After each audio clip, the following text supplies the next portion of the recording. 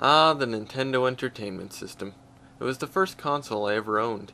Even though we had a Super Nintendo at the time, it was more of the family console. I was extremely excited when I received it as a birthday gift from my older brother, with about 20 different games. I used to play it constantly on a big old wooden CRT television I had in my game room. Ah, those were some fun times.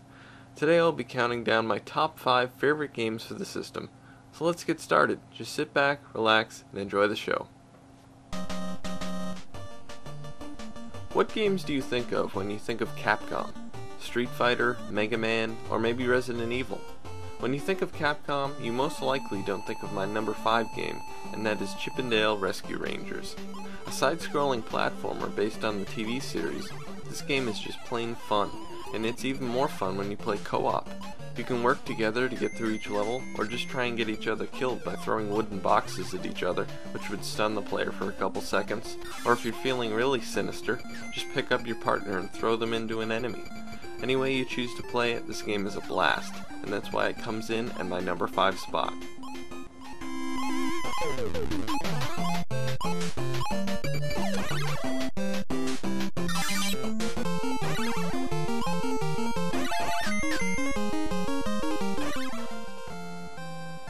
Leveling up, XP, HP, MP, fight, run, spell, item.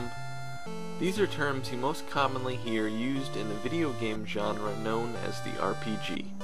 Many people will say this next game was the template for every role-playing game that followed it.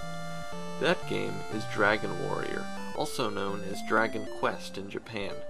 This game does nothing unique or innovative by today's standards, but it's still a very enjoyable game to play, and due to its simplicity, it's a great starting point for gamers that are new to the genre.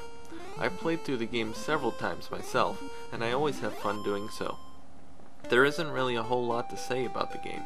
You play as the warrior, you kill the enemies, you gain experience, and eventually you defeat the Dragon Lord. Pretty standard stuff. As simplistic as it may be, it's a really fun game to play, and that's why it comes in at number 4.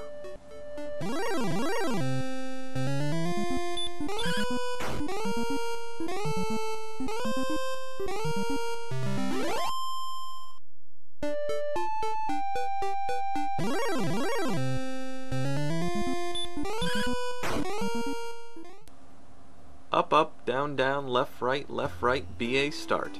If you recognize that series of button presses, then you'll most likely know what this next game is.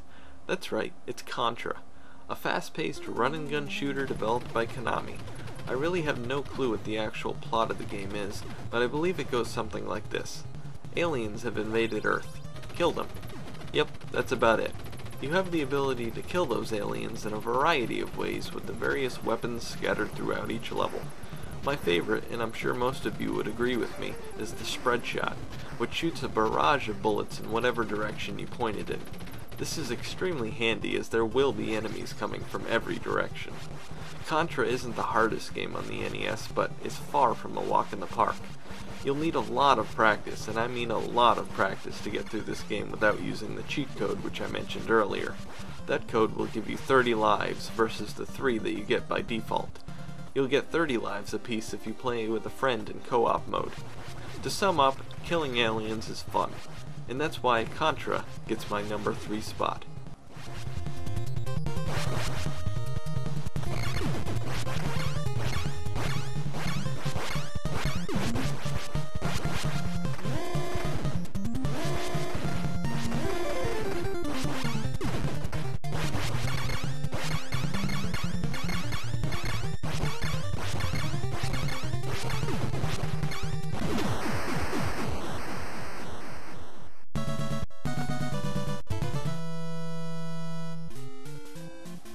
This next game is one of my most played games on the NES, and this is Renegade, an awesome beat-em-up game where you play as a guy named Mr. K, who is out to save his girlfriend.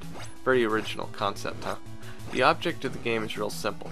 Beat up every guy on the screen and then proceed to the next area. Simple, eh? At the end of each area, you fight a boss enemy, and once you beat him, Mr. K declares, "You ain't tough enough for me." This guy is so cool. The game has a few items you can pick up to help you fight. My favorite is this peace symbol that when used allows you to kick enemies clear off the screen.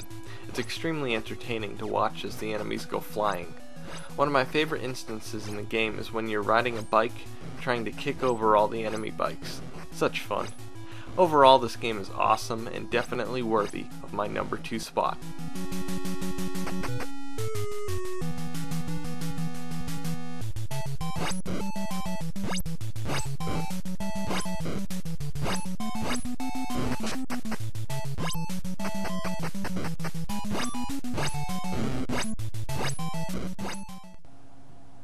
And now, on to my number 1 pick. A game that can be truly aggravating at times, but still manages to be so much fun.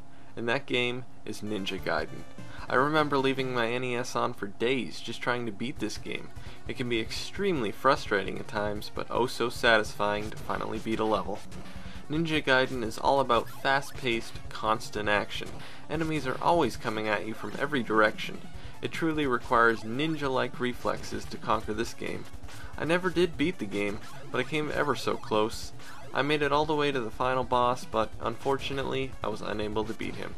Regardless of this, I thoroughly enjoyed playing through this game, and that's why it comes in at my number 1 spot.